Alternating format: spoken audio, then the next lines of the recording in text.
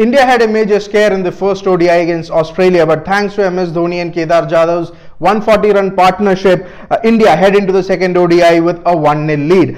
For India, almost all the boxes were ticked. The bowlers did well, the batsmen had their starts, and the finishers did the job. For Australia, there were a lot of worries, and as they head into the second ODI, they will need to rethink their strategy, so to speak. This is Vinit Ramakrishnan with Aditya Bhattacharya for CricketCountry.com. And Aditya, India managed to restrict Australia to 236, but it was a scare for them. Well, like you said, it was a scare, all right. But let's face fact that after the loss to Australia in the T20s. Before that, they had lost the T20 series in New Zealand as well. But this was the kind of effort that India would have wanted to start off the series. 99 for 4, a chase, you never really knew what was in store.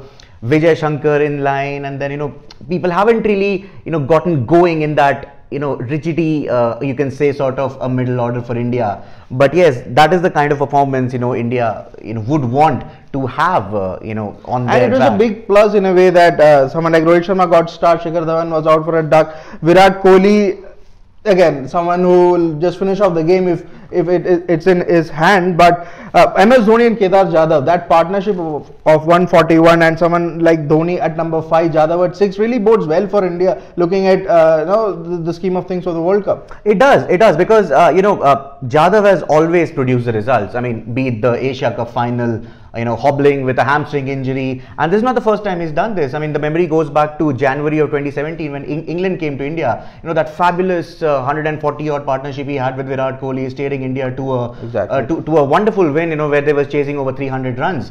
Then, a similar sort of thing happened in Australia. Again, it was Kedar Jadhav and Mahendra Singh Dhoni who got them over the line in Australia. And now again, in the first ODI. So yeah, Jadhav is a certainty, for the World Cup, because time and again he's shown the caliber to produce such knocks, especially when the team is under pressure. And Dhoni, I mean, what can you say about the man? Going almost just 150 in the last 1 year, and right now this third consecutive 50 against Australia. So yeah, I mean, the middle order is shaping up really well, and it's peaking at the right time for India. Peaking at the right time, one person for India is Mohammad Shami. What a fantastic bowling spell that was from him at Hyderabad. 2 for 44, and he's someone who's probably seems to be a certainty in the 11. We were talking about him being a certainty in the squad, but seems to be pushing that place for that 11 as well. Absolutely. I mean, the last time India toured Australia, Mohammad Shami had this very erratic habit of bowling 2 really good deliveries at the good length area, but then he would follow it with that one easy delivery on the leg side, in which the batsman would really take the most of. But now he's lost a little bit of weight, he looks leaner, he looks fitter, and the way he's bowling, I mean, is just fantastic. I mean, he's been giving you the results as well.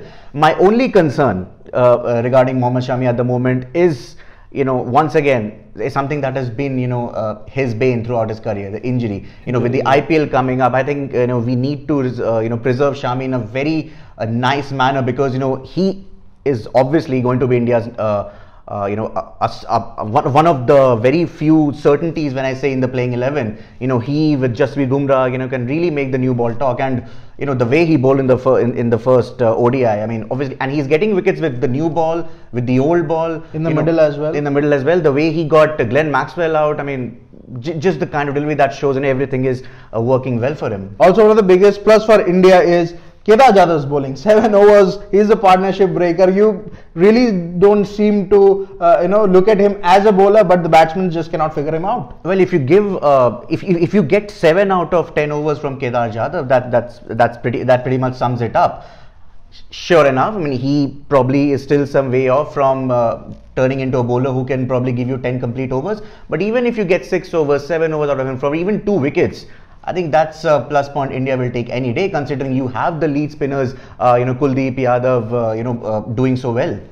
And Ravindra Jadeja also bowled well, 10 overs, 33 runs, no wickets. But again, for someone who was not really seen in the scheme of things for India's World Cup squad, he has done well. And looking forward towards Nagpur, the second ODI, you see there are changes being there. Someone like Vijay Shankar, 3 overs, 22 runs, did not get to bat. Jadeja, could he retain a place? You'd see someone like Chahal coming in because he did not get a game in the first ODI. Yes, Chahal obviously provides a case because every time he comes back from missing 1 or 2 games, he does remarkably well.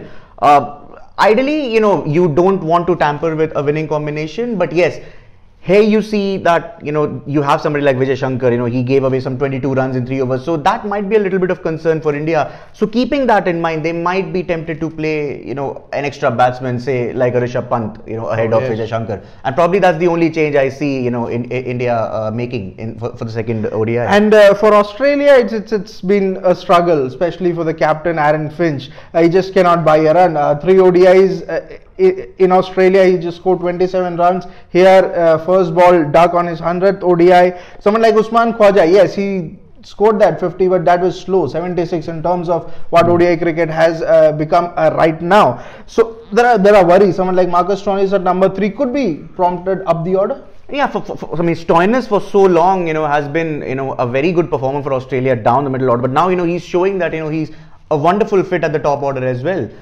Aaron Finch, again, plenty of questions surrounding him. I mean, obviously there's form, there's the added responsibility of captaincy.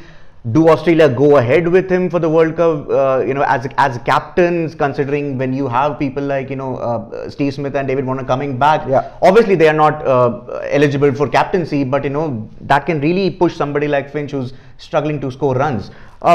Again, the middle order looked a little fragile, but, in this case, Sean Marsh, who missed the first ODI, he is in a chance to come back, and probably Australia would want somebody like Marsh's experience to have that in the middle order. And from a bowling perspective, you probably give full marks to the Australian bowlers. Pat Cummins, Nathan Coulton, IL, they did well, and if you add someone like Jai Richardson, it's a pretty much decent bowling attack in Indian conditions.